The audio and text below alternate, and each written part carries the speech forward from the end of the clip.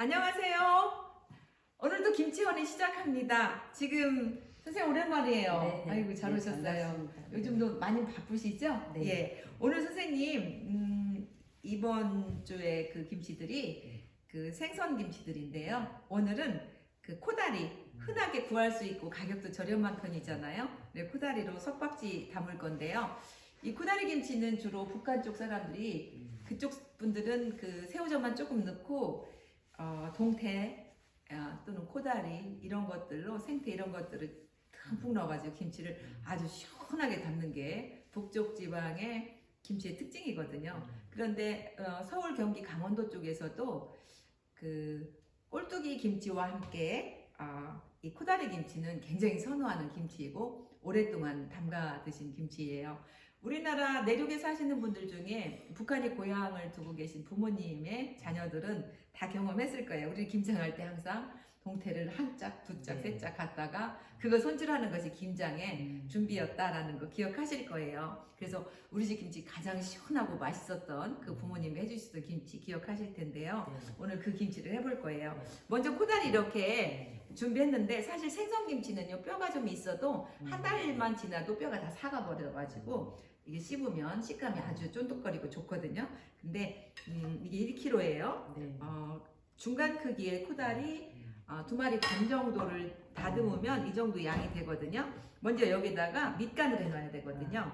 밑간을 할 때 100ml 정도의 1kg에 100ml 정도의 그 멸치 액젓. 맛있는 멸치 액젓 그리고 생선김치이기 때문에 생강을 다른 김치에 비해서 좀 더 넣는 것이 훨씬 더 좋거든요. 그래서 큰 술로 한 술. 이것이 배추 큰 거 한 포기 4쪽의 분량이에요.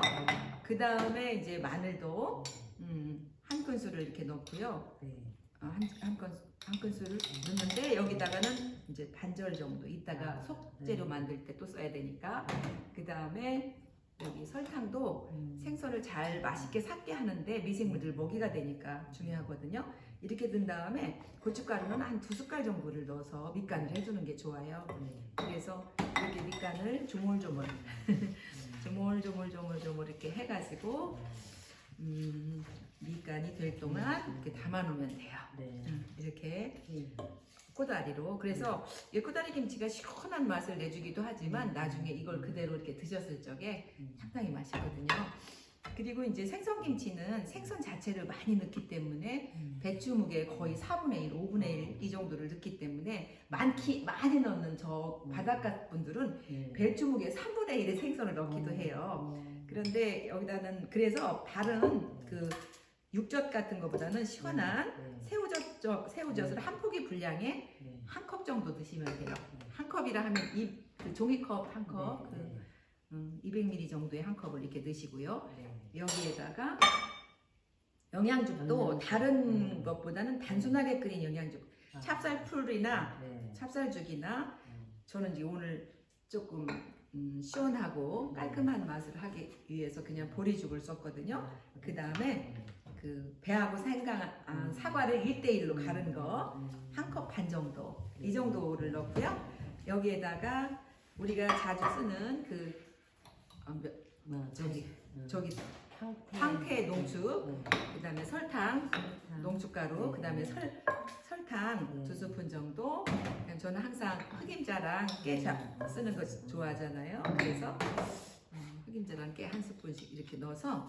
그리고 이제 고춧가루는 선생님 기억하세요? 한 포기에 보통 얼마큼을 넣는다 그랬어요? 한 포기에 한 컵 정도. 그렇죠. 한 포기에 잘 기억하고 계셔요. 한 포기에 한 컵 정도 넣는데 생선김치이기 때문에 조금 더 넣는 것이 생선 양이 벌써 3분의 1 내지 4분의 1 정도가 들어가니까 당연히 고춧가루 양도 증가돼야 되겠죠. 그래서 얘를 이렇게 일단은 저어가지고 고춧가루가 화되게 다른 양념들과 이렇게 한 다음에 선생님 이거 좀 넣어주실래요? 무 다 넣을까요? 아니 무 한 줌, 당근 한 줌. 당근 조금 더 넣어주시고 무도 조금만 더 넣어주시고 그래서 크게 한 줌 정도씩 넣고 파도 한 줌, 미나리도 한 줌. 그래서 생선 석박지는 제일 중요한 것이 뭐냐면 그 생선이 속으로 많이 들어가는 김치이잖아요. 그렇기 때문에 다른 부재료는 너무 많이 넣으셨어요. 또 많이 넣었어요. 손이 커가지고. 악어는 손이 커가지고 안 보는 사이에 너무 많이 많이 넣- 넣어버리셨어. 많이 넣으면 좋은 줄 알고. 모든 음식은 네. 정량을 넣었을 때 가장 조화롭거든요. 네. 그리고 김치도 그냥 막 하는 것 같아도 제가 네. 굉장히 반복해서 이 레시피를 찾아냈을 거 아니에요. 아, 그렇죠. 그래서 그 정도를 넣었을 때 좋아요. 왜냐면 다른 부재료를 더 많이 넣는 것보다 그 부재료 중에 핵심이 되는 부재료가 오늘 생선김치니까. 그래서 선생님 근데 생선김치 좋아하세요? 글쎄요, 저는 제가 내륙지방 사람이라서 잘 익숙치가 않아요. 네. 그죠. 내륙에 네. 계신 분들은 그냥 새우젓하고 집에서 담갔던 젓갈 조금 멸치 넣어가지고, 정도. 그래서 그냥 그 저기 들깨로 풀 맛있게 네. 끓여가지고 그렇게 하죠. 자, 선생님 이게 한 포기 정도만 한번 석박을 해보세요. 잘 넣어보세요. 갖다가 다 넣는 방법은 네. 연이 김치와 똑같아요, 선생님. 네. 선생님이 네. 올해 김장 많이 하셨어요? 몇 포기나 하셨어요? 김장 좀 했어요. 이렇게 많이 전체적으로 했어요. 한번 이렇게 발라가지고 네. 얘를 21번 죽여요. 네. 그 다음에 이 한 켜에 생선을 2토막 정도씩을 넣어요. 네. 그러니까 꽤 많이 들어가는 거죠. 그래서 한 포기를 잘라서 식사를 할 때 누구나 마음껏 그 생선 토막을 집어다가 드실 만큼의 양을 넣어주시는 게 생선김치의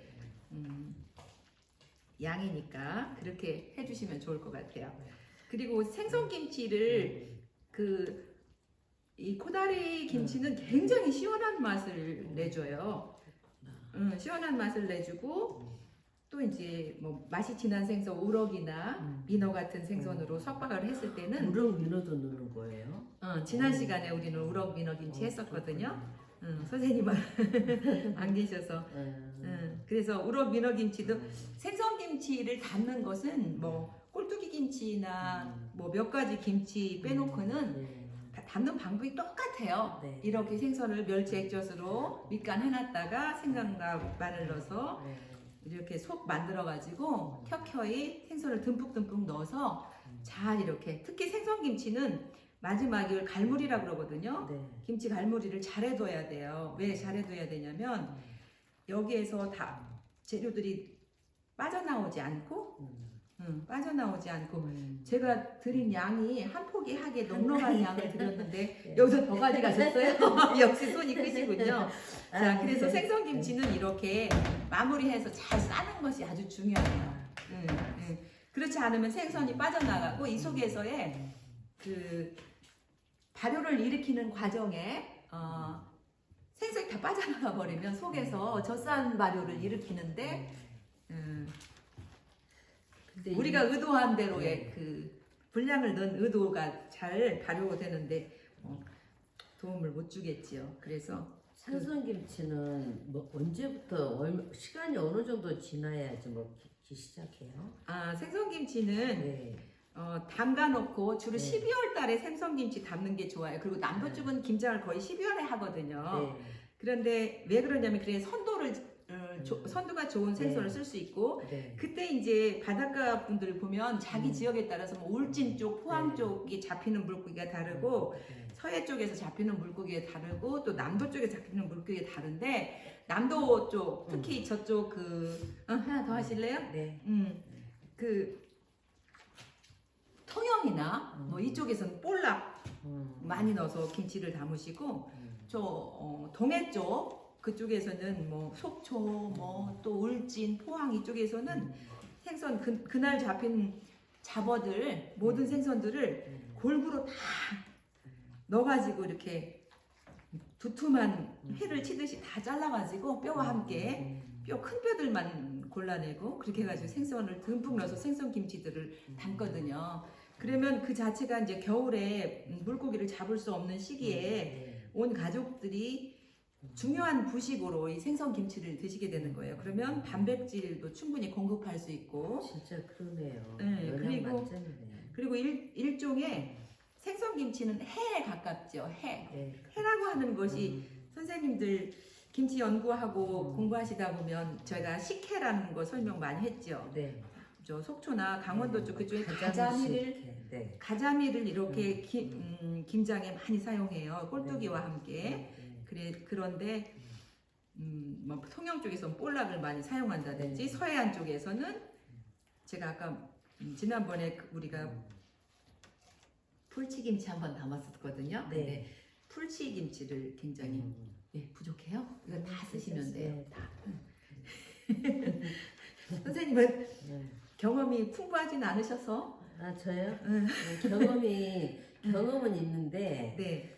좀 이렇게 원칙을 어긋난 교과서에 없는 경험이 많아서 혼자 나름대로 하다 보니까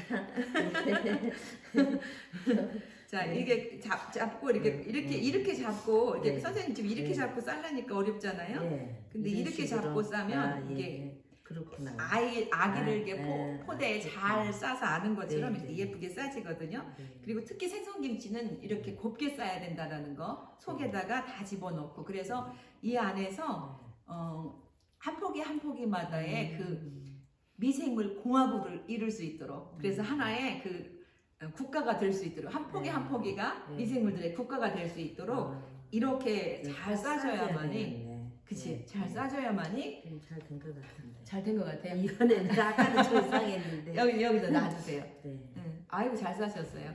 자 이렇게 해서 이렇게 이제 한 포기 정도만 담가놔도 사실 가족들 많지 않은 집에서는 한참 드실 수 있는 양이거든요. 그리고 제가 먹어보면 한 달 후부터 먹을 수 있고 특히 코다리 김치는 한 달 안 돼도 굉장히 한 먹을 수 일주일만 있어요? 지나도 맛이 깊어져요. 그리고 이런 생선김치 좋아하시는 분들은 담자마자 바로 그 생선 마치 싱싱한 건 무침처럼 먹어도 되겠네. 바로 부치면서 잔치하고 그러거든요. 오늘 이렇게 코다리 석박지 생선김치를 담가봤습니다. 네.